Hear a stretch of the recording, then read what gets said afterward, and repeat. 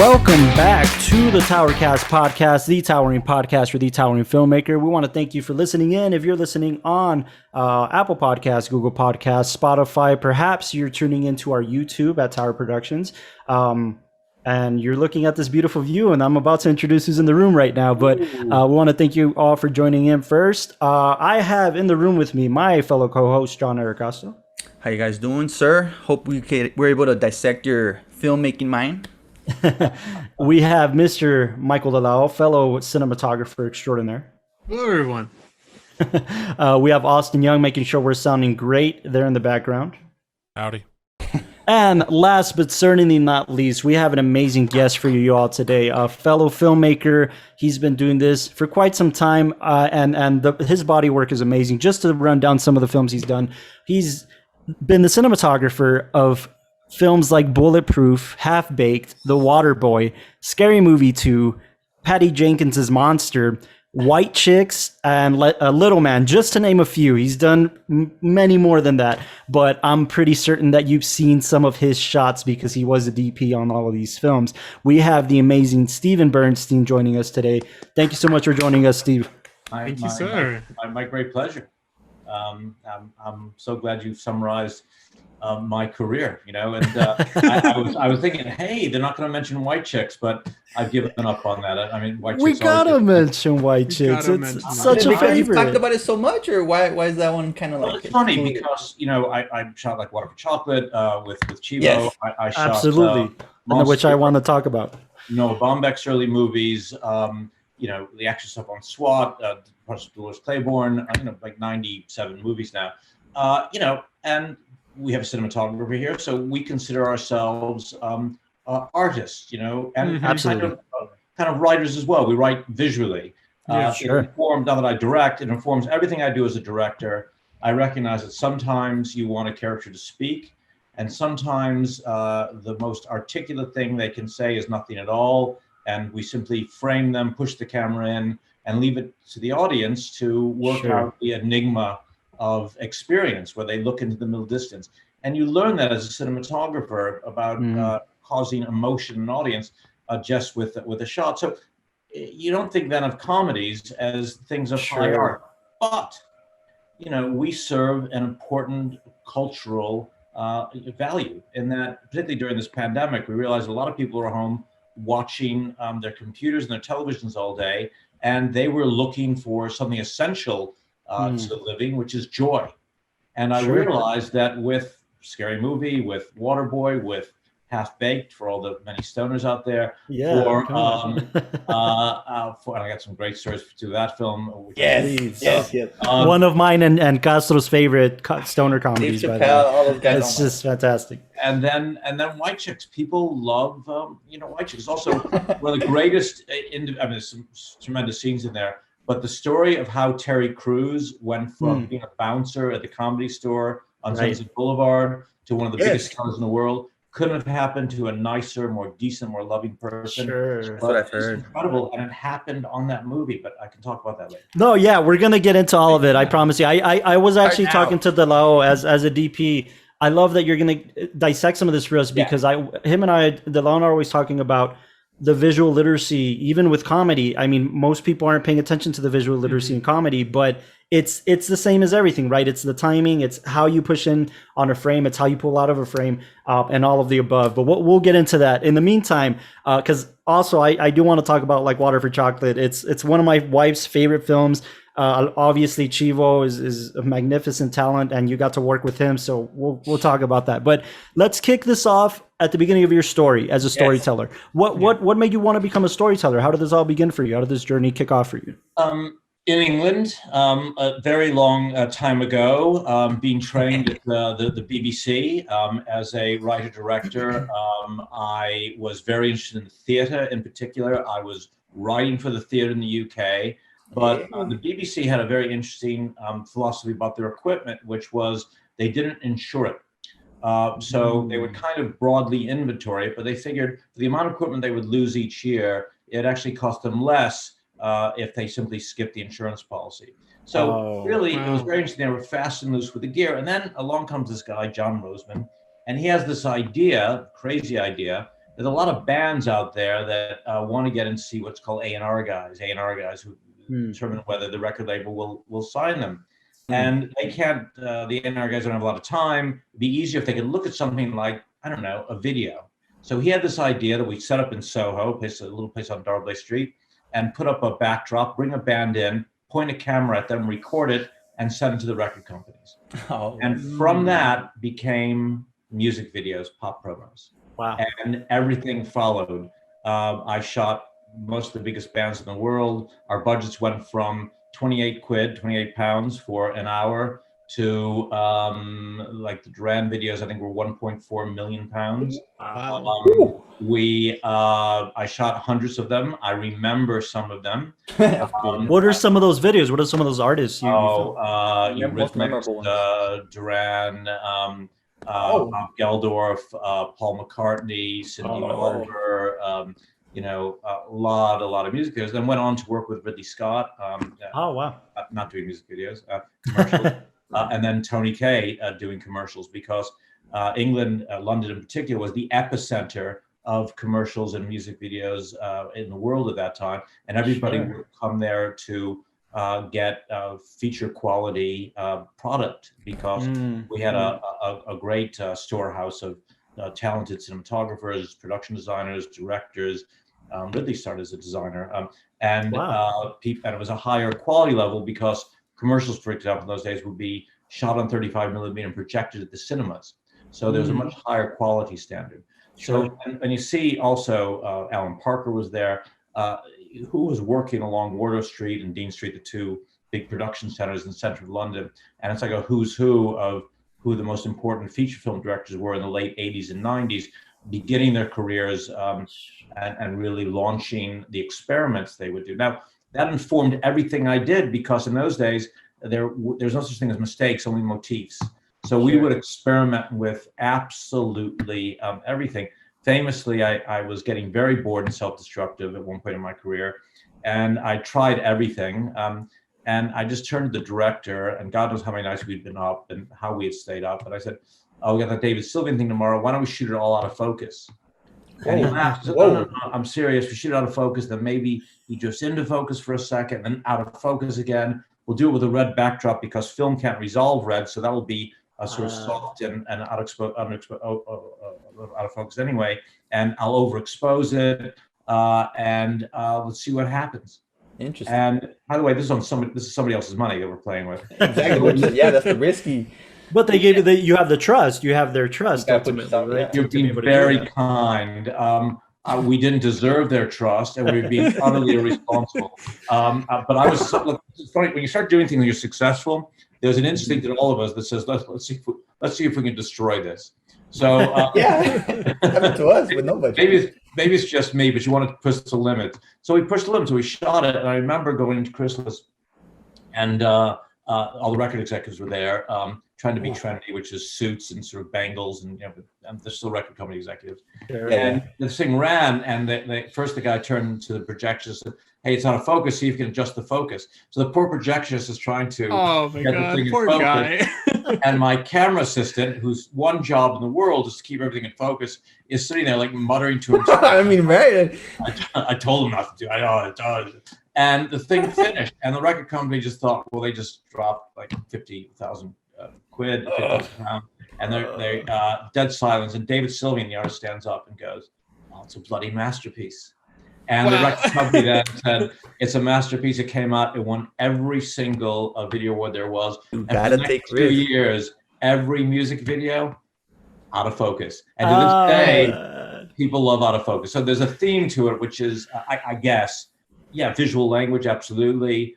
Taking risks, which is essential. And really, it got me started because you could do so many different things that you became the artist pushing the envelope. So then when big commercials directors were looking for somebody who was cutting edge, who was a different look than they had before, they looked to me, and suddenly I was getting more work than I could handle professionally or emotionally.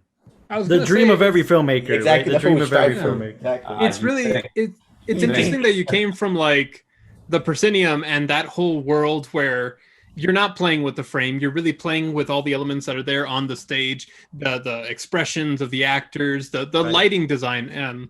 I studied for a little bit, like the kind of history that went behind that and how it developed into this style. But making that transfer to video, was that just something that felt like it's more flexibility and stuff like that than you were able to get from the theater? Like, did it feel like an expansion or a bigger experiment? Or The reason why, as artists, we always have to do new things is it allows us to look at old things in new ways. So what I suddenly realized when I was, the reason, by the way, that I mentioned the BBC, I was borrowing cameras from the BBC on weekends without their permission. And that's why John would hire me, because I get the camera, I'd shoot it, and I had a camera. I don't recommend that to people now, just because you get a camera. Of course. We know what you mean, though. We know what you mean. What comes with every red camera, green DP, which is unfair. But the idea is just because you have a camera that makes you a DP. No, as you rightly say, understanding of lighting and proscenium, and most importantly, language. And what I understood as I came out of theater and became into cinematography was both were working the same way, but using different but related languages. So all languages is an idea, and then the symbolic representation of that idea. As I speak, you understand me because we mutually speak English. But what is English? It's just a series of plosives and sounds that we have learned to agree are a code to recognize an idea. Well, what is an asymmetrical composition in a frame? It doesn't specifically represent an idea, but it creates a feeling in an audience. What is a high angle shot? What is a camera that pushes in? If I have a high emotional moment, the camera slowly pushes forward, the audience feels the emotion building. Absolutely. If you ask them why that is, they couldn't tell you, but it's a code that has a direct conditioned response. So everything we do in film is a language. The composition is a language, lighting is a language, the script's a language, those silences when an actor is looking in the middle distance, those are language. And I began to realize common to all these things is how we encode language. And so I said, hey, I'll use the camera, I'll use actors, I'll use writing, I'll use lighting, I'll use production design, and we'll create this complex web of ideas, some of which the audience will get, will be ostensible and obvious, and some will be subtle and nuanced. Some will be to affect the unconscious mind.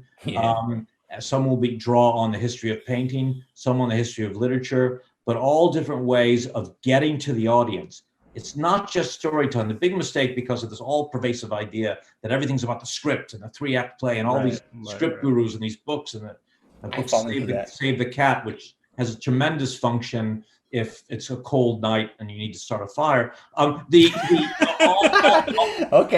No. I got what you're saying. You could be reading something. Wow. Right. Would I put down a book? But the idea that there's a one way to write a script is mad. And what happens? No. But everybody writes the script the same way. You say to an audience watching a movie into 10 minutes, hey, do you know how this film is going to end? And even audiences who know nothing about film know how the film's going to end, usually in the first 10 minutes, because they've seen that same form be used over and over again. If we're not experimenting with form, we're not making movies. These guys and my wife, to include my wife, get mad at me because after the first act, I already know what. And when you don't take that direction, you surprise me and you impress me and you draw me in, and that's kind of the point, right? But before diving into your filmography a little deeper, I love to ask this question to cinematographers, especially cinematographers who have been doing this a while. Given the way your brain works, the way you've been describing it to us, what was your experience for going from shooting on celluloid to shooting digital? Did that make any impact on you compared to emotion? Oh, it was huge, because again, let's go back to my concept that everything is a code to the audience. Right. So when the early video cameras came out, there was a code being passed along and reminded us as we looked at something. There was a subconscious message passaging, and we looked at it and we said, "Oh, this looks like a news video." So, or it looks like a security camera, or it looks like something, but it doesn't look painterly and fictive. It doesn't seem like an imagined world. It seems like the ordinary world like we see on the local news. So suddenly the dreamlike quality of film was eviscerated, and the pseudo-documentary sort of effect sort of kicked in, and it would be appropriate for some things. Chris Marker and a few others did some remarkable films that would suggest the encoding of documentary. And by the way, the encoding of documentary is not documentary. When we see a handheld camera, we say, oh, it's real. Well, in point of fact, the way we experience the world isn't the world bouncing around. What we do experience is news cameras bouncing around in, war zones. So we say, oh, hang on, that's real. No, it's like our experience of a camera shooting something that's real. But we accept that code. So we do a handheld camera. It seems object reality, but of course it's not. So that was my first experience of video. And then gradually, as the color science was improved, particularly with finally the Arri Alexa. I mean, the Genesis, the Panavision got there, but the Panavision Genesis nearly got there. But the Alexa really nailed it. And now Roger Deakins and others, including myself, finally said, yeah, this is beginning to look not like the real world, but more painterly, the way film mediates the world, and we find it more, satisfying ultimately. So now there's other things that changed, of course. We shoot a lot more footage, so we have more flexibility. We feel less confined by financial limits. But when I do a test and put 35 up next to even contemporary digital cameras, I promise you, sadly, film still looks infinitely better. Yeah.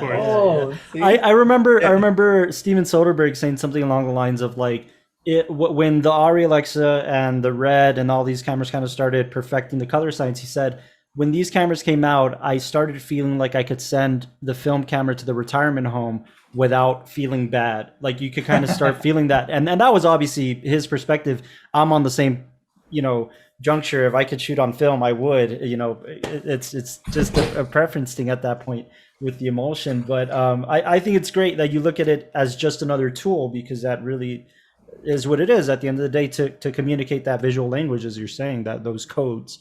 As a director, it's a huge help to me, because I tend to do, I write my scripts. They tend to be, I do a lot of writing. My first draft's usually like 400 pages long.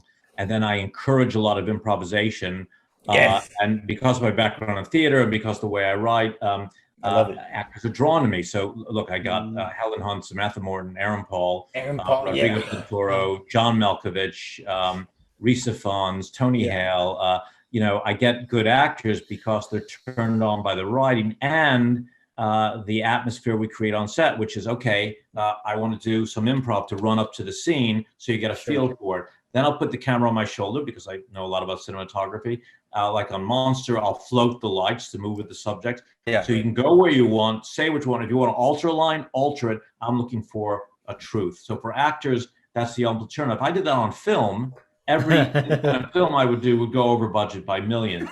This way I can do it, facilitate the acting I want to get, the style I want to get, because Mike Leigh was my great mentor, and still achieve the truth that was in the original script, great performances, and not break the budget. Now, was it what was your first love, the acting or the writing? I'm thinking the writing, because towards the end you got into acting, or towards the middle? Well, the for me, look, I've always loved actors, because that's where I really began, was in theater, as a bad actor, but a fairly good theater director. And I love actors. I love the process of acting. And I love the journey of taking a script and trying to find the truth of the human condition. I believe that every film is a mystery, but it's not a mystery of suspense. It's not a mystery of whether this Marvel hero is going to be able to triumph over, this robot or whatever it is. It's the mystery of character. When I see a character at the beginning of a film or in the first act, and I don't understand their behavior, they're doing something that's eccentric or inconsistent with my experience of humans, I am compelled to find out who they are. And that's why I don't think scripts should begin with an outline, because then writers tend to provide single motivations for characters. I think characters are very complicated, and when they have multiple motivations, that's the mystery that has to be unraveled over the course of the film. You create a film with compelling, complex, mysterious characters, and you have a mystery film that engages audience. So thus is the human condition, right? About humans not constantly thinking of one thing and one goal and one motivation. We have a million things going through our minds and a million motivations in certain degrees. So to focus on some of those motivations is human, to say the least. Yeah, look, I say to my writing students and to my actors, okay, I know you all read these books about plot and things of 3 acts, so please tell me the plot of the next 2 years of your life. I want to know what the third act is, the second year, and the first act, and they go, well, we don't know. We know what our intentions are at this point, our aspirations. Yeah, but what if you fall in love with someone? What about all the other things you're thinking about while you're, doing that through line? You're thinking about your relationships, your work, your appearance, your health, your parents, your memories, your imaginations. So the idea that you're acting as a single motivation scene is the ultimate contrivance. And when something's contrived, you disengage audience. So to your question, writing is my first and most important love, because it's what people generally regard that I do best, despite the success I've had as a cinematographer. But the writing is the beginning of the journey for the actor. I then love to engage with complex intelligences and sensibilities of my acting colleagues and see what they discover from my writing as we go on that journey to discover the bigger truth that neither one of us were aware of. It's a mystery when we begin a film to discover character, just like it's a mystery for audience. Absolutely. I think that's beautiful. Well said. And I think we can deep dive a little bit into that. I want to start personally with como agua para chocolate, like water for chocolate. This was a very interesting, primarily, yes, of course, you worked with Chivo and all this stuff, but it just to be a co-DP period, it doesn't matter who it's with. It must be a challenging thing to be a co-DP. And for somebody like Chivo, who we all know his filmography, and this is early Chivo. This is Chivo before most, this is before early Chivo. This was no Chivo. This was no Chivo. Yeah, exactly. What was that experience like to work with Alfonso Arau and working with Chivo and just that whole journey? Because it's a terrific film, and there's a source material that you have to be true to, because fans of the book love the book, and you have to be true to the source material. So what was that experience like for you? And you can't be humble in this podcast. You gotta just, show off. What was it like? Wow, this is complex politics. So let me do what I do, which is speak the truth. All right. I'd never shot a film before when he came to do that. He was just out of film school. Fresh. He was shooting the film first, and Alfonso and Chivo had some creative differences. Not Chivo's fault particularly, in that Alfonso was who was married to Laura Astiville, who wrote the book, of course. Was carrying this on the force of his character and will, and Alfonso was a larger than life character. In other words, he was lying all the time. So, for example, I shot for 3 weeks, and we were sending the film back to El Paso for processing. San Antonio. And I would say to Alfonso, Alfonso, are we getting dailies? No, we can't afford to get dailies, but they're looking at them there at the lab, and I'll speak to them on your behalf. I said, there was only one phone in Acuna at the time, and it was a pay phone, and he was in charge of making the calls. Next day he came to me and he said, my little gringo friend, he said, I spoke to the lab.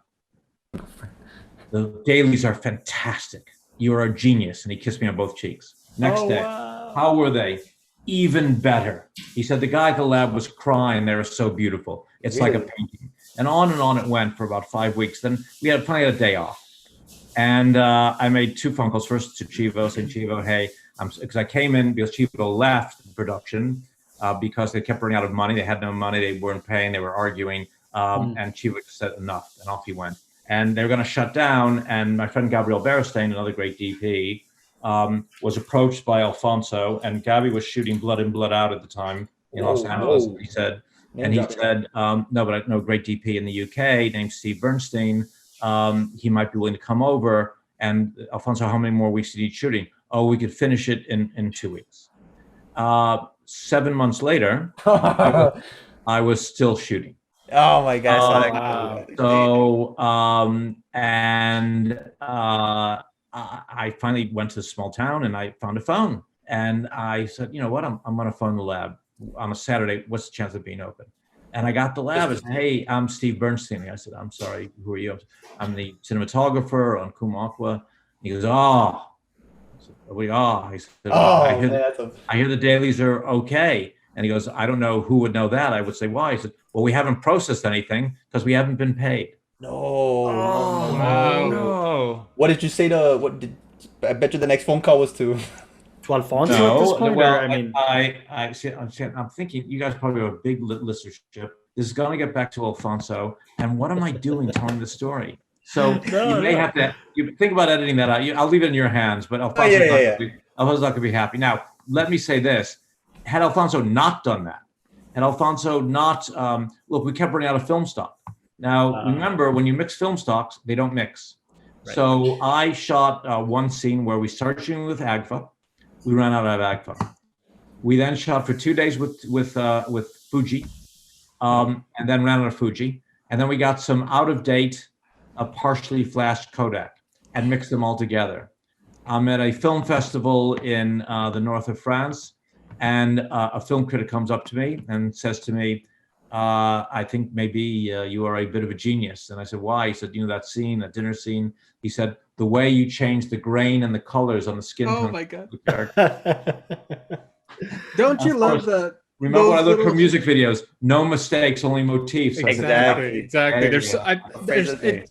there's something kind of beautiful in the sense that I think when you're doing it all and putting it all together, you might be going through your own internal stresses or of thinking, we're gonna have to find some kind of workaround. But when the audience gets their hand and they're a kind of audience that's able to appreciate film and look at film Yeah. with the way we look at film and its literacy, and they only see, like you said, motifs, and they only see these creative stylings, I think that's such a rewarding feeling. I'd love to. Sorry, go ahead. Go ahead. Just to say with Chivo, so I finally got to look at the dailies. So they hadn't shown me his dailies, and you know, when we got two cinematographers, you got to match it. And I thought, this kid coming out of film school, you know, what could he possibly know? And even then, you could see the genius. I mean, his bold. Like, I'm a great believer in taking huge risks. Yes. When you're doing a little independent film, you light simply with the lights you have available.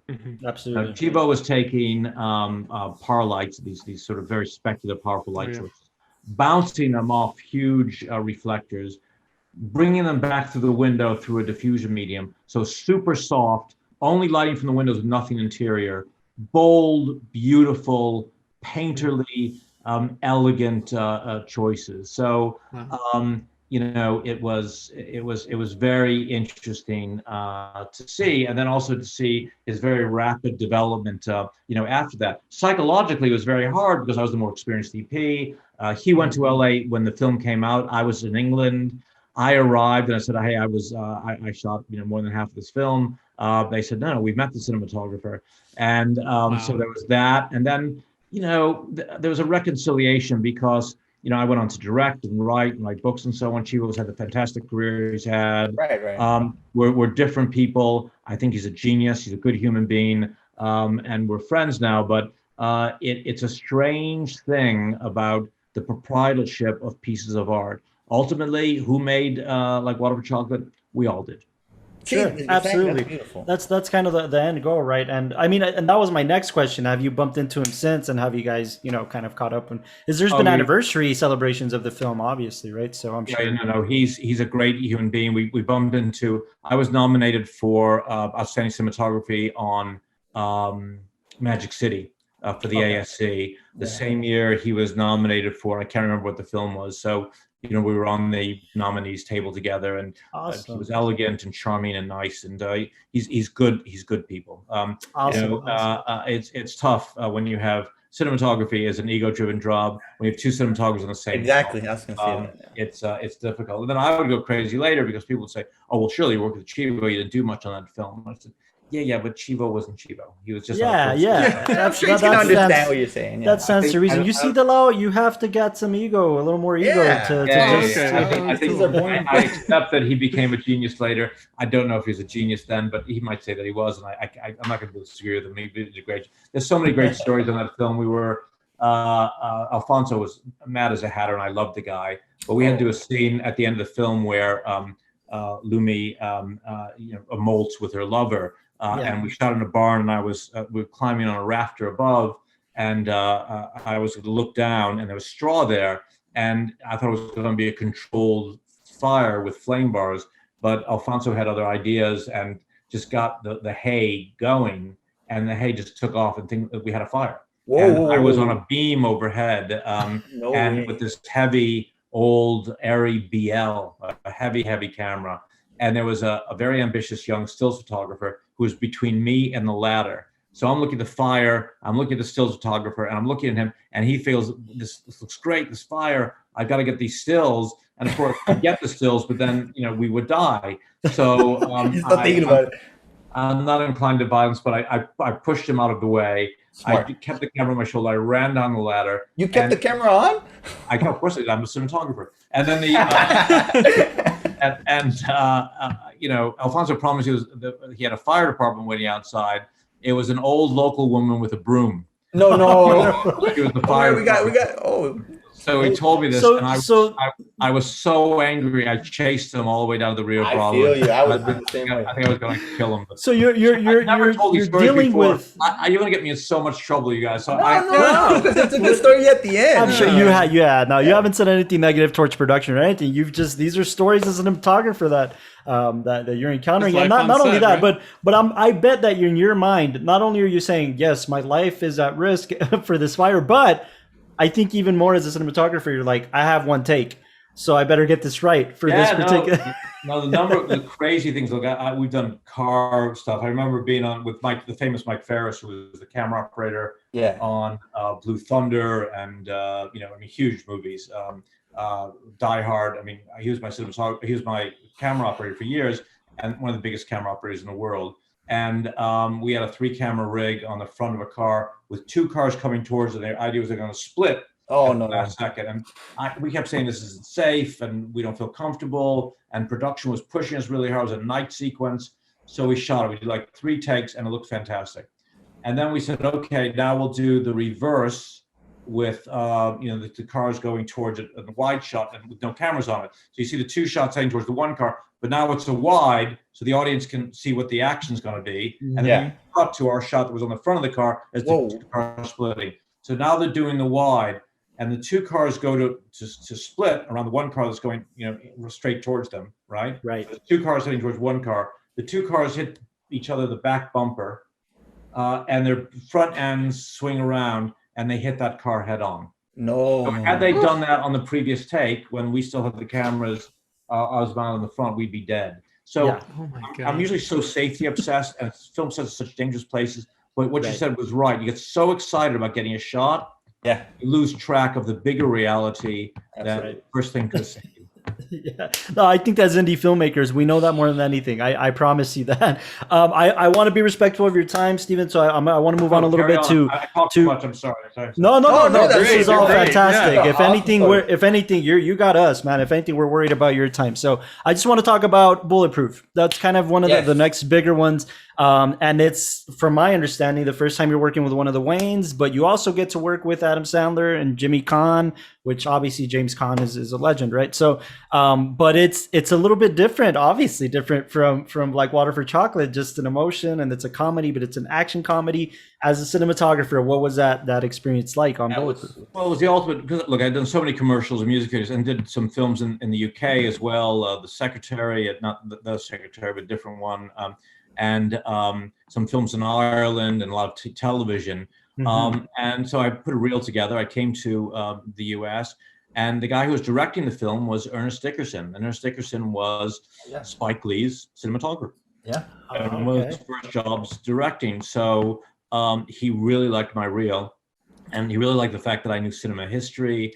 And no one knows more about cinema history than Ernest Dickerson. So rather than a 10-minute meeting that we had scheduled, I think he and I sat and talked for about 2 hours about Hitchcock, about Nicholas Ray, about a film called Sunrise, one of the last great black and white films. And he was sold and I was sold, and we decided to do this film together. And great action sequences. One where we created a whole fog bank in a forest for a chase sequence, great shootouts, and great friendships, which have lasted a lifetime. The Wayans and I are like family now. Adam and I did films together, remained friends. Jimmy Caan, I did 3 movies with him, 2 movies, and he came on to do, I worked on Magic City and as a friend. And it was a studio film with Bob Simons and Ira Schumann, who were the big producers there, and it made Universal love me. So it was really the beginning of my studio career. At the same time, I just shot Noah Baumbach's first movie, Kicking and Screaming. So I had these two parallel paths going: major independence and big studio action films. So life was good. Yeah, absolutely. I mean, and Noah's just has become an amazing filmmaker. Naturally, the last thing I think I saw of his was Marriage Story, and he's just him and his wife both. Greta obviously is a fantastic filmmaker, and that's amazing that you got to work with him in those early stages. That's a story right there in and of itself. First time on a film set for Noah, I think. So it was. Look, I worked with a lot of Patty's first Patty Jenkins director was with Patty Jenkins on Monster, and we had no money on that, and a lot of handholding, and we managed to pull that off. Jon Favreau, I did 2 pilots with him. I think the first time he directed as well. So really? I've been very lucky in working with really good directors who went on to major successes. Become major successes. With things like working with a lot of new directors or new people on set, being somebody like an experienced cinematographer, are you somebody who wants to command more and kind of help them out in the different process, since you know the writing directing side, or is it something that you just compensate or help out in just the camera and stay within your field? A struggle. No, look, I respect that ultimately the director got to have the ultimate decision. You only have one director on a set. Yeah. But I've been a teacher, since the beginning. So I wrote the book Film Production, which is the biggest selling textbook about film. Yeah. So it's used in every film school. I used to teach in England, and I'm a nurturing person by nature. So I enjoy speaking to directors about the different variables that are available to them, be it camera movement or composition or lighting or different choices about our coverage. But rather than imposing my will on them, I serve up the choices that they. Okay. So I can say, hey, we could do this, and this is this impact. I don't do any of the cheap DP tricks, which is saying, well, if you want to do that shot, it's going to take 4 hours, knowing that the producer would never allow it. I always say, no. This will be harder. You want to do it all in one. If you do it all in one, it actually takes longer to do a sequence all in one because it's so complicated than it is to break it up. If you want to hurry, this is what you should do. Great examples on Monster.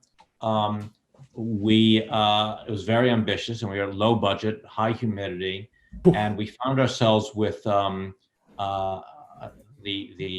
obstacle of needing to do about 40 setups a day for 2 days. Wow. And it seemed impossible, and the AD said it's not going to happen. Everyone said, well, you got to cut it back. And Patty was a very powerful, wonderful human being. One of my favorite people in the industry said, I really need these. I said, all right, I've got an idea.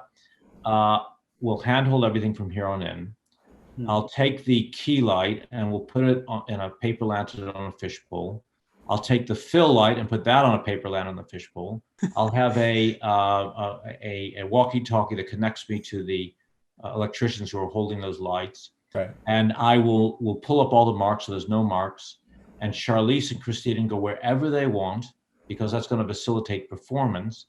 And we can shoot at the speed of light because we never have to set up a camera. And then put everybody on roller skates so you're just even faster, right? So you're just zooming around set. It worked. Well, don't forget there was a big roller skating sequence in that film. And we did do that. And we did 67 setups the first day. No way. And we did 49 the second day. And then we kept going that way. And then we just got so much material. And Charlize just got more and more relaxed, got better and better. And we had these organic, where I would look for the shot, and Patty would be right behind me saying, go to the left, Joe, look at this, get this, get that. And so it was this wonderful flowing collaboration. That's as a result of a DP working with the director, feeding her ideas, her feeding me stuff back, and us creating this film that, hey, it won the Oscar. Yeah, I mean, it had the bones. It had the bones of an indie film, but it went on to garner this amazing acclaim. And you had, I mean, obviously the great Charlize Theron and Christina Ricci and Bruce Dern and all these amazing actors to work with. But Patty, I mean, a lot of these attributes, as far as shooting goes, I'm sure obviously she was able to sit with you and say, these are the shots I want and these are the camera movements I want. But then that started becoming her style in right? And Catch certain that glimpse, and Look, Patty is brilliant, she was but there. I wouldn't say that she was prescriptive about what shots she won. okay. Patty was very focused on performance. Sure. And at the end of every take, Patty would rush to Charlize and then give notes. What Patty was great at and remains great at, first of all, she's, in terms of emotional intelligence, she's tremendous at assessing other individuals and guiding and leading them. She's got great leadership qualities. She's also very good at looking at other people's work and saying, yes, that's good. No, that's not good. Yes, that will work. No, it won't work. So I don't want to make it sound like Patty is going around dictating to everybody what they should do. No. Instead, But she knew. It's more. she provides the broad strokes, Sure. and then she knows what her emotional tension is for the audience, and then we'll say, okay, this is what I want to know. What do you suggest? How can we achieve it? And then we present things to her, and she goes, yes, that works, no, that doesn't work. So I just want to make sure that that we don't get the impression that she's a martinet telling everyone how to do their job. Yeah. Rather, No, she's not at all. a facilitator of people, and then judges how they do their work and whether it fits into her bigger emotional vision. I don't think she always comes up with a specific technical vision. I don't think any director does.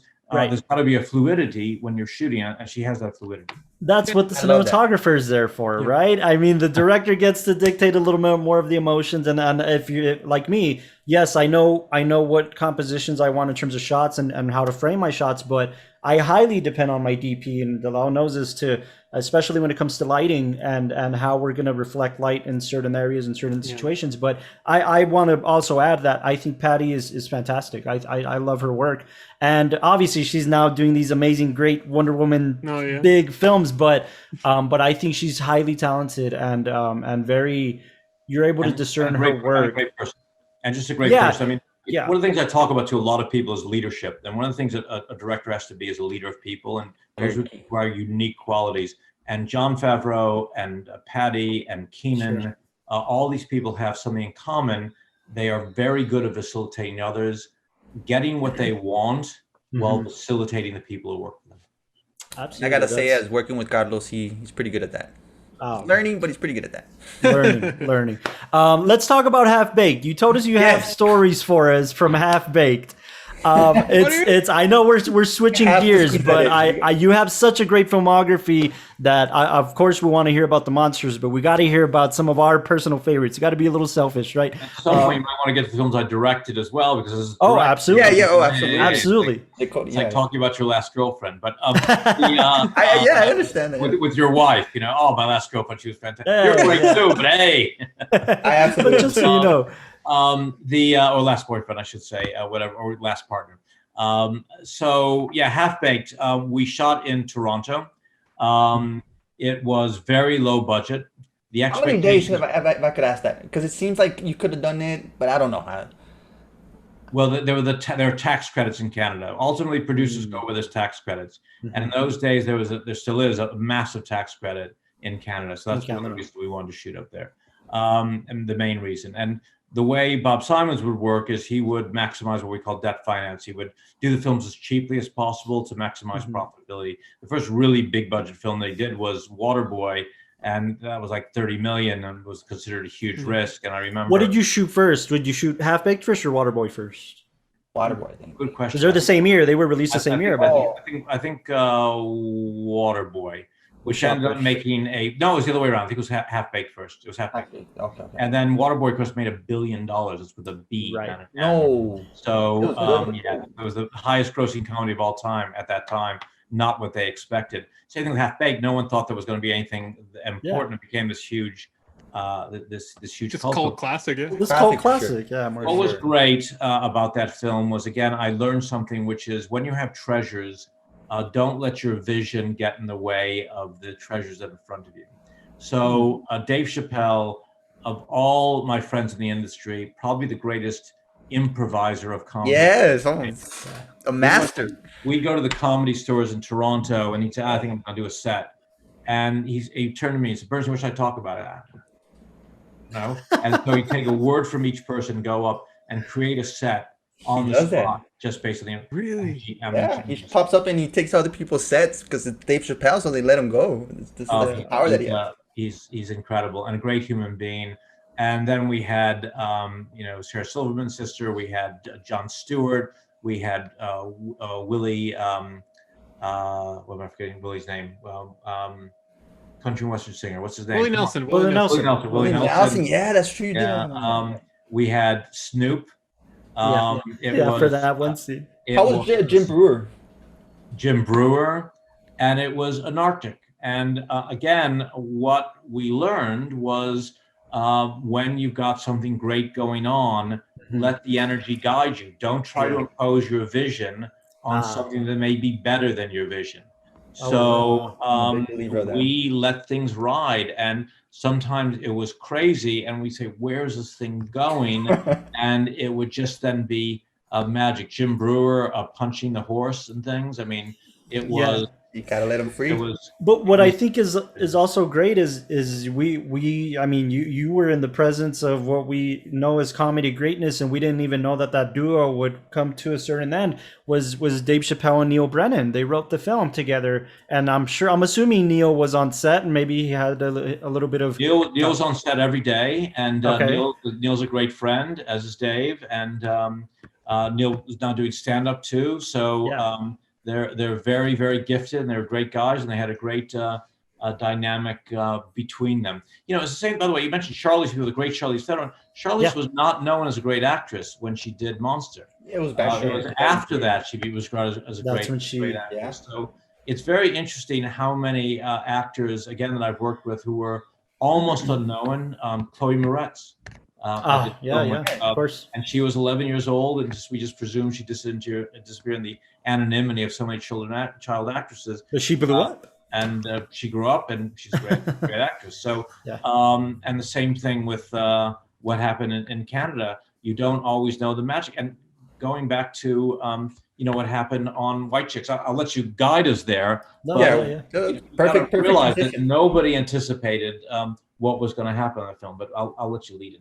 No, yeah. I mean, I just to kind of tie a bow on Half Baked, I think it's a great comedy that I grew up on. Castro certainly and I, we're always quoting the film in one day or another on set. We just love it, and it's Dave Chappelle is resurfacing it obviously and doing amazing at resurfacing in his career as a stand-up primarily. But he's also, you see his work in The Star Is Born, and he's also a fantastic dramatic actor. It's just he's such a smart guy, and such a good actor and good person.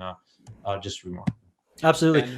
So yeah, I know, again, we're talking about exes once again, right? But your relationship with the Wayans has to be touched on. And what's interesting is that White Chicks obviously was a massive hit, but the Wayans were the Wayans since the late 80s and the 90s, and through comedy and throughout film, right? Obviously. But we see White Chicks as the thing that even they don't want to talk about anymore, because they've talked to everybody, asks them all the time. But they obviously have split up and done great things individually. Obviously, Marlon is very active right now. But you got to see all of them together in one place. Keenan directing. I would say they're very, very close family, which is one of the wonderful things about being around them, is that if you're accepted, you become part of that family. The first work we did together was on Scary Movie 2. Yeah. And then White Chicks and Little Man. And I worked with Damon, of course, on Bulletproof. And then we did Behind the Smile with Damon, commercials with Keenan. I love them. They are a family. They treat me and my son with such great respect and love. And I've learned as much about directing from Keenan as I've learned from anyone, because and I would have long conversations about the philosophy of filmmaking and how it works. And he would talk to me about things like specific audience, having an audience in mind when directing a sequence. He was very audience centric in that a thing would only work if it would work for the audience. Yeah. He was interested in character, but he was interested in, most of all, was it going to work ultimately in the theater? He also taught me about having views that were particular to the success of the film and not to do with your own ego. It's very Buddhist-like, and that to be the best director, you have to free yourself of your ego. So he would say this to cast all the time. I remember to one actress on Scary Movie who was embarrassed by something he was doing. He said, "You've got to be free to be great." And that was so brilliant of Keenan to understand in comedy that so much of good comic performance is prevented by the fear of embarrassment of an actor trying to reveal that they're really an actor. and won't push the thing as far as it needs to go. He would also talk about extreme, that if something is funny in one level, it's even funnier when you push it one level further, but funnier still when you don't leave it. So staying in a sequence when a sequence is naturally over and still milking it gets many more laughs, because the audience is like going, no, you're not still going to go there, are you? And it's remarkable. It seems like they're too vulgar to talk about it, but the farting scene in the bathroom in White Chick, Classic. it may seem vulgar, but when you realize how long it is sustained, you understand the nature of comedy, but then also of drama, of embarrassment.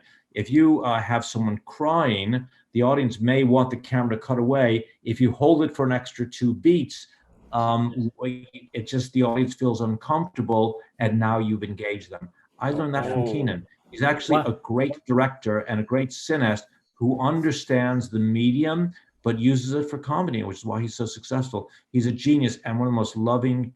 I've been blessed by, Patty Jenkins is one of the sweetest people. Jon Favreau, unbelievably kind. Keenen Ivory Wayans and all the Wayans are like family. Dave Chappelle, fantastic. Charlize, one of the most generous and kindest people I know. Christina Ricci, John Malkovich and I are close friends. What a great human being.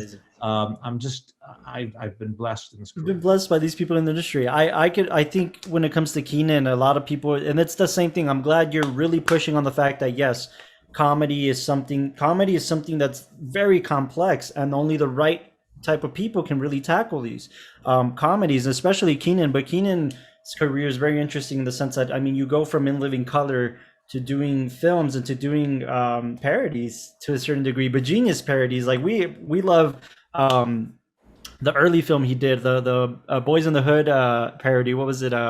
Don't Be a Menace in South Central. Be a Menace. And and we love that film. And just to see the progression of his career. I know recently he did The Last OG with The Last OG, with I forget his name. Tracy Morgan, and I've also worked with Tracy, I think 2 times. So Tracy's a great guy, and they brought in Keenan as a showrunner, and in fact I was going to shoot it, and then had another film to do, but and then Keenan and I are talking about doing another project together. So he's still very much in my life, and he's great people. Awesome. That's amazing, and it's a film that's going to continue in people's minds and hearts, and they're going to want to watch and rewatch that film.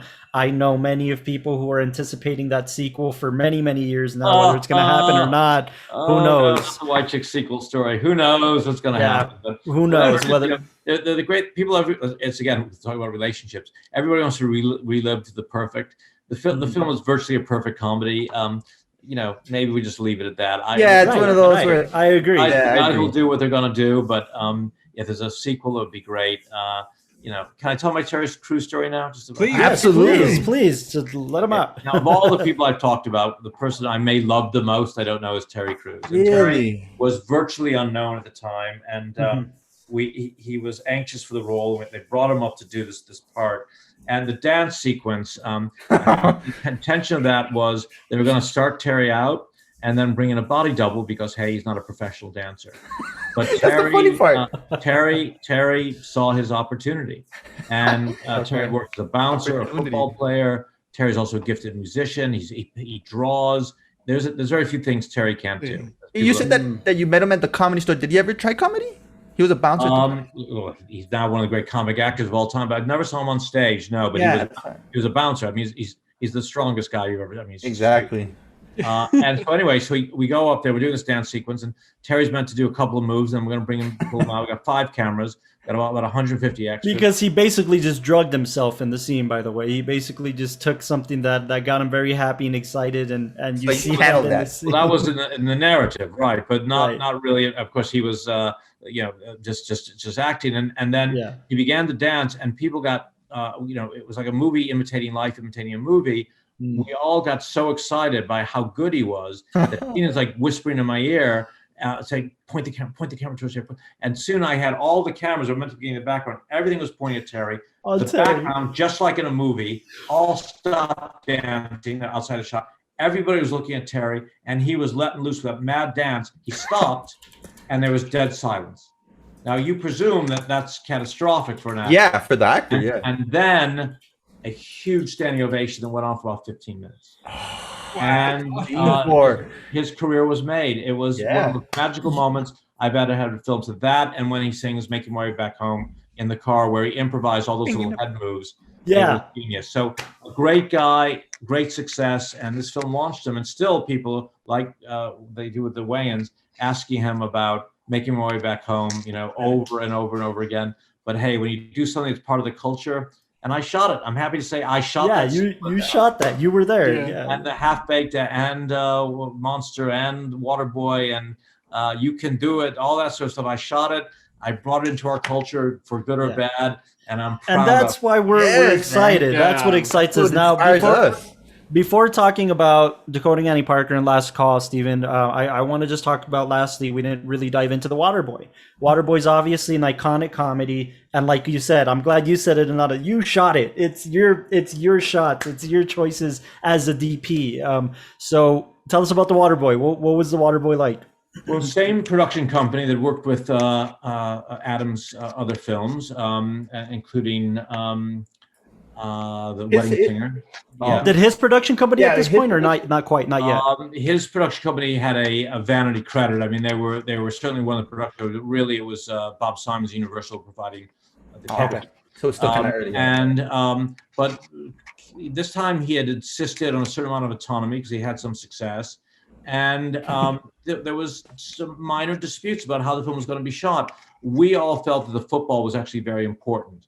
The studio, I think, felt that it's just about farcical comedy. Don't worry about the football. But what Adam understood, and Frank Carracci, the director, and I guess me to a greater or less degree, was that if we're going to create a comedy as opposed to farce, you've got to have an effective narrative that works, which means the dramatic construct has to work, and it can't just be jokes. So we made sure that the football actually had a narrative. It had a beginning, a middle to end, and we brought in a great stunt coordinator, and we shot the football to actually work as football. And we got some real football coaches and real football players to come in and help us with that photography and with our construction of those sequences. We also got great cast. I mean, what was great about Adam and everyone else that understood was that great actors very often are great comedians. John Malkovich, who I just worked with on Last Call, is one of the funniest people I've ever worked with. He's got a wonderful comic sense. Really? You have no idea. He's one of the funniest people I've ever met. Wow. And particularly in front of the camera, there's a sequence in Last Call where he's doing an autopsy, which brings the house down everywhere it's shown in the world. We showed it in Spain recently, where we won another award for the film. And when that sequence is going and he's cutting up the body and people are fainting behind him, you couldn't hear the dialogue because the audience was laughing. And in Brazil, when they talked about the film The Last Call being Oscar-worthy, one of the sequences they cited, when you say Oscar, you don't think of comedy, was how brilliantly funny John Malkovich's sequence was. So great actors very often comedy. And Kathy Bates in Waterboy. Incredibly funny. Now, remember, I'd worked with Kathy before on Dolores Claiborne, and there was nothing funny in Dolores Claiborne. But now Kathy was in this, and I think she had just done Misery, or maybe a couple years before. Well, just won an Oscar for Misery, to point out as a dramatic actress. Right. And now she's playing this broad, brilliant comic role. Now, you may just see it as comedy, but damn, she did it great, and great actress. As an actress. Have great comic sense. So that and Fairuza Balk, because another great actress. Adam, now people recognize because of Uncut Gems, that Adam, as well as a comedian, and again, a great human being, is also a great dramatic actor. When I first noticed him was on Reign Over Me. Oh, Reign Over Me. Oh my Lord. Terrific. I'd never seen Adam like that. I was like, wow, okay, that's an actor. You can change it. Punch Drunk Love, he was great. Yeah. Exactly. But Uncut Gems is an absolute masterpiece. Oh, yeah. Adam's great. So now you've got great actor Adam Sandler playing opposite great actress Kathy Bates, great actress Fairuza Balk. What a cast we had, and the film worked, not because it was cheap jokes or good comic writing, but great actors doing good comedy.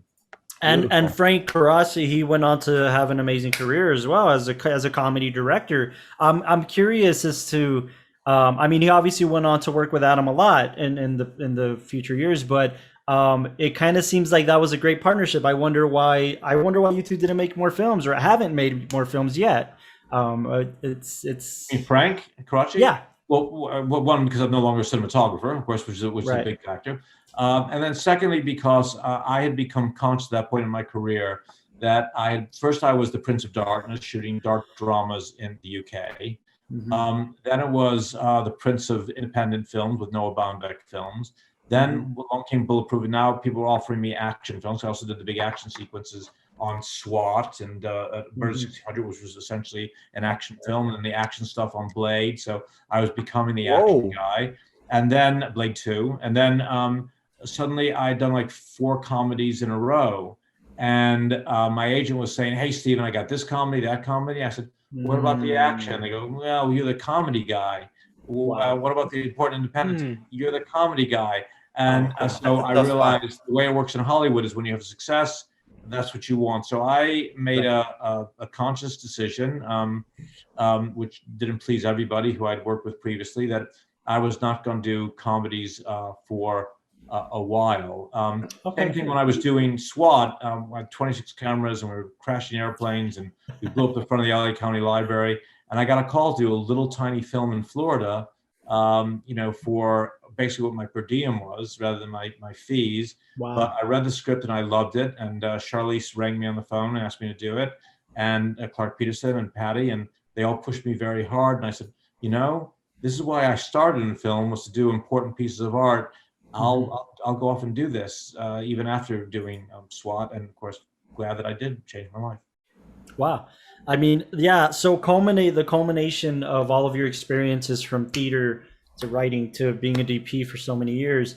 And now it seems like you've fallen in love with directing more than anything at this point of your career.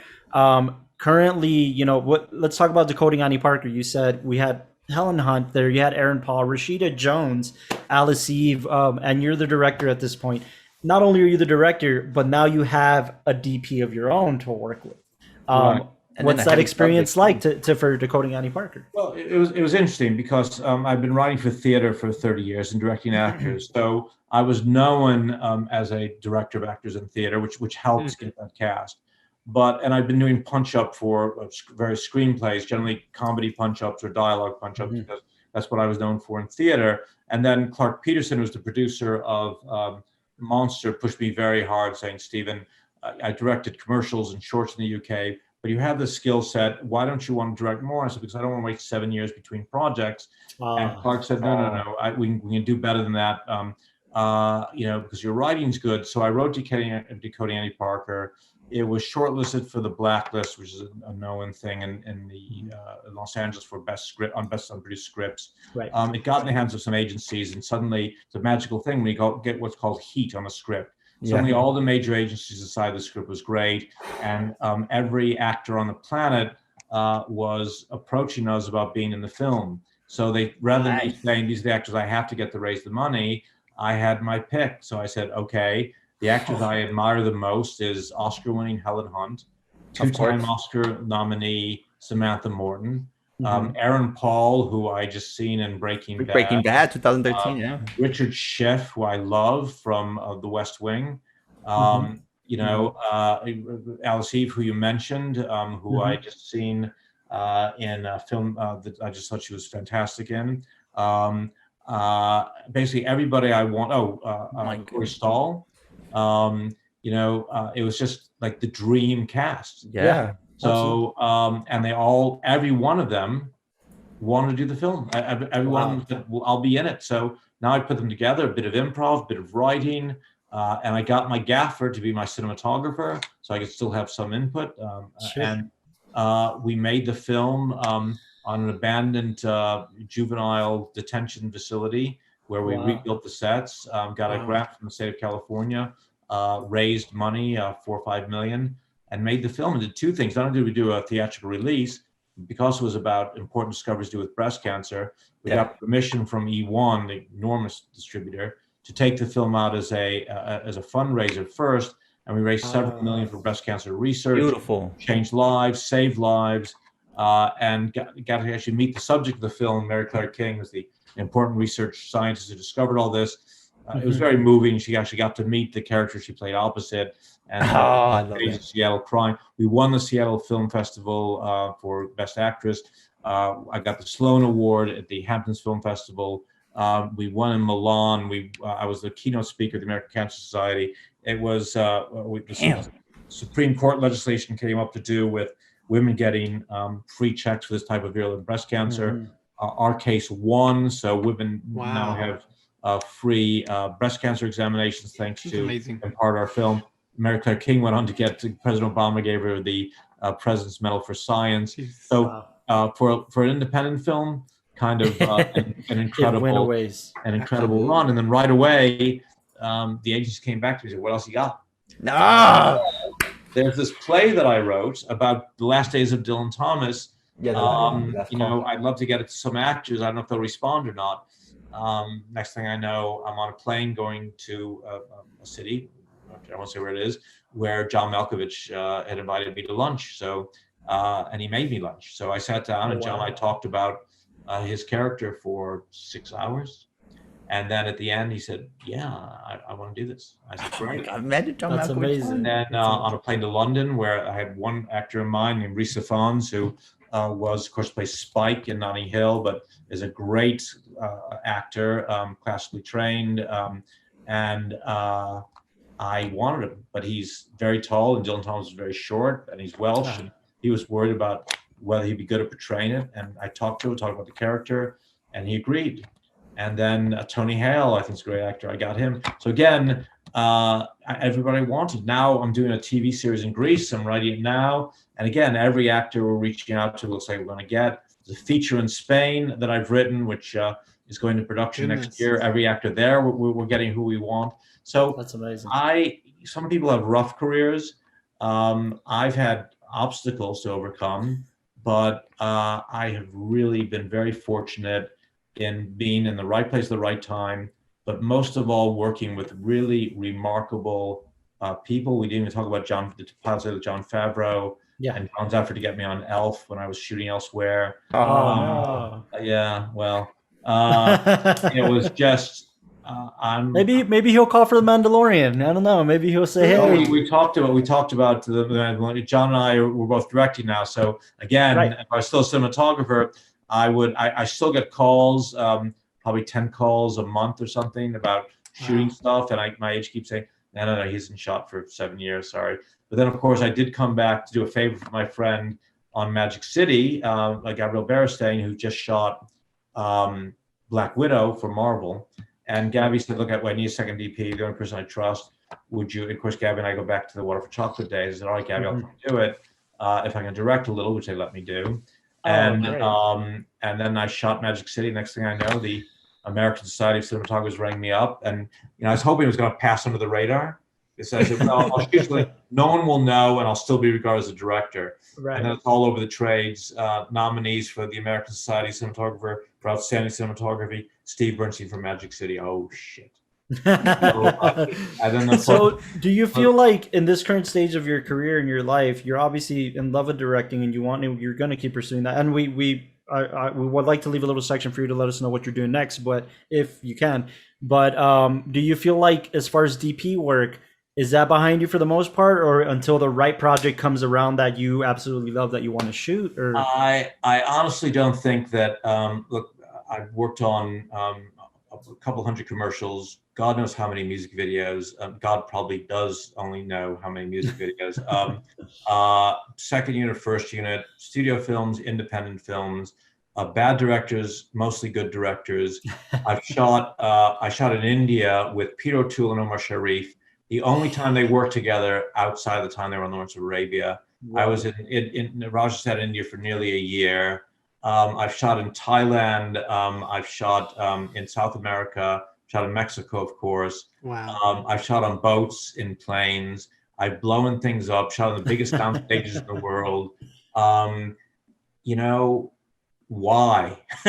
would I? Why would I? There's nothing new for me in terms of cinematography. I love it, and I love the art of it. But most of all, I love writing and speaking to directors and realizing the whole vision, which includes cinematography. Sure. I love working with great cinematographers.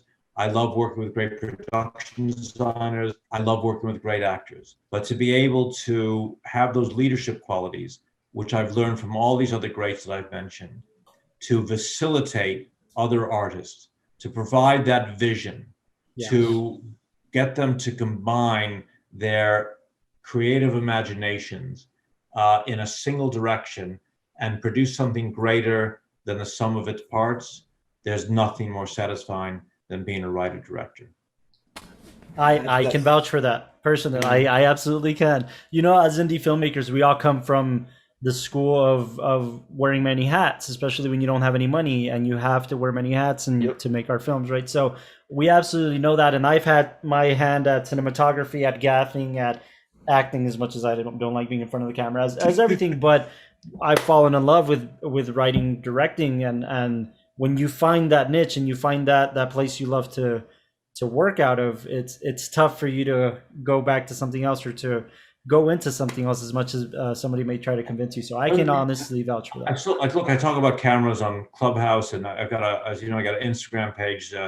I don't think I have you on Clubhouse, Stephen. I may have to add you on that. I'm on Clubhouse. I speak there every day, and I'm on Instagram, Steve Bernstein, director writer, where I take sequences from films and I do an analysis. It could be a cinematography analysis, could be a directing analysis. I love that. Could be an editing. So every day I'm trying to give back to people. Say, hey, as a director, as a cinematographer, as an editor, here's what I've observed. I'll show the clip, and then I'll do an analysis. They'll write it or talk it.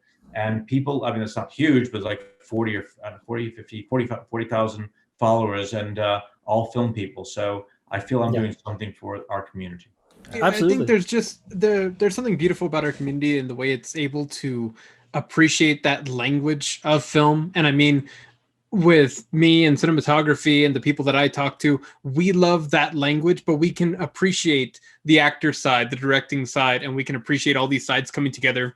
And I can see that right now in your kind of creative stage, it's wanting to be at the wheel of that whole creative process, but it's not letting go of the camera. It's not letting go of the acting, because it's this coming together that's just enjoyable. And by being able to know these different languages, by knowing the language of composition, for example, and knowing that how to give notes and adjustments to an actor, and knowing how to write a script, and understanding color science to do with design, I can set up a sequence and I can say, you know what, I'm going to be like Kurosawa.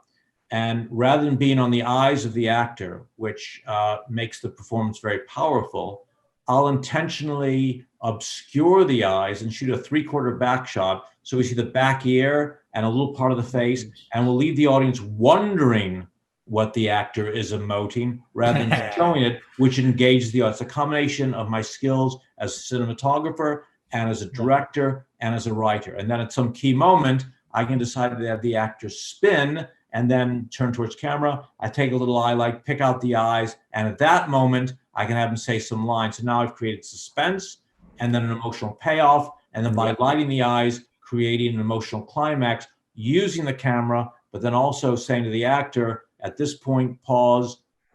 Pause makes the audience lean forward because they're waiting for what you're going to say. Hold it for a long time because I understand how editing works. And now say the line just so the light picks out your eyes. Cinematography, editing, directing, composition, all those things combined. That's what a director does. And I've had the good fortune of having been both a cinematographer, a writer, a director, a producer. I've edited things. I understand now the whole process. And I realize that if you don't understand the whole process, you're handicapped. That's beautiful. And I hate to do this to you guys, but it's that last segment of the episode where we put Steve on the hot seat. I didn't know about that. There being a hot seat. I think I've already embarrassed myself. No, not at all. Beautiful story. So many bridges. My publicist is going to have. Don't worry about that. This may be the coolest hot seat you've ever been in. This is our segment. We call it Word of the Day. So it's fun. We do it. We like to expand our vocabulary as creatives, as communicators, as people trying to share ideas and expand our vocabulary. In this segment, I just want to give you a word, but I'm wondering if I can give you something that you're not going to know. I want to see if you can guess the definition of said word. again, fun, expanding vocabulary. I will do my best. And we're looking Alright. at your hands, so you won't Google anything, okay? So I know. So Go for it, the though. word I have for you, Steve, is quiescent. Can you Quiescent. define quiescent? I don't even know. Quiescence, I would imagine, is the distillation of bigger ideas into its central energies or meaning. Whoa, that's pretty. That's a very interesting and oddly specific answer. That's not right. Whoa. Right? Curveball. The definition I have for quiescent is a state or a period of inactivity or dormancy. I may have confused it with quintessence, but I've embarrassed myself. Fair enough. There must be a reason. I will go into a moment of quiescence to understand how there's a word in the Well- English that I don't know, but I'm. No, there's usually a reason why you picked that word. Yeah, no, quiescent. So a state or a period of inactivity and dormancy. I think it's really interesting to choose this for you because I don't think you really give that quiescence to anybody in their daily lives, especially experience your films, experiencing the comedies in a state and period where we've all been sitting at home wondering what's tomorrow going to look like stuck at home. I mean, you've made our days more enjoyable, and that's why we keep revisiting these films. And that's why we're visiting your new films, because we've all understood cinema to just take us out of what we're currently in and raise us to this higher state of enjoyment and community and connection, be it through the filmmaking society or through the society that we just have at home who can enjoy the passive act of just watching movies and thinking of new ideas. So yeah, thank you for like that. making quiescence go out of date and, slowly fade away into the ether. You are very into the thin ether of our existence. Thank you very much for that kind outro, more than I deserve. The only thing I would say to anybody listening, Yes, Absolutely. please. Any advice you have for any filmmakers? is take risks. Yes. Everything that I've just listed in this long and varied career, the what I have achieved, I achieved of not being fearless, but overcoming my considerable fears and taking risks. And each time I took a risk, sometimes I would fail spectacularly, but I would learn something from it about my nature or about other people's natures. But Absolutely. sometimes I would succeed by seizing an opportunity that was available to me, and I wouldn't even realize what the opportunity was until I was already involved with it, had absorbed its energy, and was being catapulted forward. So take risks. I don't expect anyone to be fearless, but overcome your fear and trust in an uncertain future. If you fail, you learn, and if you succeed, you realize that all the things you wanted aren't really that valuable anyway. Hey. Absolutely.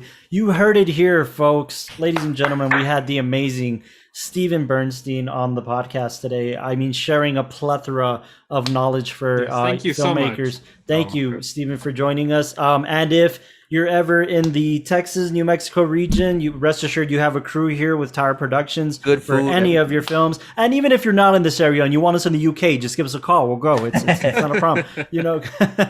But thank you. Texas is not succeeding from the union or any of that sort of thing. Well, No, I not guess yet. we'll find out. But with the Give tax us incentives 15 minutes. We'll let you know. but with the tax incentives we get in Texas for film, I hope they do, because this is Yeah, just, the hopefully. tax incentives here are ridiculous. Are they good or bad? They're not good. They're bad. They're bad. I mean, comparatively, because New Mexico is right there, and they have the best tax incentives. I'm shot there, and they're fantastic. Well, Governor McConaughey apparently is going to have fantastic tax credits. I would hope. Yeah, Ooh, yeah. So one I could mean, only hope. One Yeah, could one only can hope. only absolutely. Okay, by the way, it cuts both ways. If you guys want help, assistance, guidance, you sound like you are doing everything you want, but I'm here to provide whatever assistance I can. Now, you're the sort of Thank people you. that I admire, because you're really independent filmmakers going out there and making films of your own volition in your own way. So it's admirable. So I'm rooting for you. All right. Thank I you love so that. much. Appreciate That that. means the Means a world lot. to us. Yes. It definitely means the world to us. The rest of our crew, which listens to the podcast as well, it'll mean the world to them. Yeah. And we're gearing up to do quite a slate of films in the second half of this year and the first half of next year. Well, So bring me down. I'll shoot something for you as your absolutely. Thank you. So I'll grow. You guys get scarves, and I'll grow a beard. We'll have a date. Let's do it. Let's do it. We have I to love do it. now. I love No, it. we have to do it. Thank you so much, Stephen, for being on the Guys. podcast. Thank you for being Thanks our a lot. friend, man. And we'll stay in touch. And if you're listening, thank you for listening. Make sure to spread the word. word on the podcast for your fellow filmmakers, artists all around. And we will catch you next time on the Towercast podcast. Take care, Love you, everybody. fellas. Thank you, guys.